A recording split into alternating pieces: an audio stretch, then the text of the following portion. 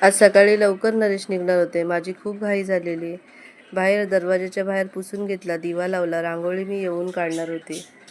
त्यानंतर मग नरेशसाठी आणि नानूसाठी साबुदाणा वडा बनवला. नरेशचा उपवास असल्यामुळे बनवला होता आणि छान असे वडे बनवले. नरेशला नाश्ता दिला. नरेश निघाले आणि मलाही निघायचं होतं. मग रस्त्यामध्ये हा गोखरणीचं झाड लागतं आणि त्याच्यावर खूप फुलं होती, पण मी तोडू शकली नव्हती. खूप घाई झालेली आज.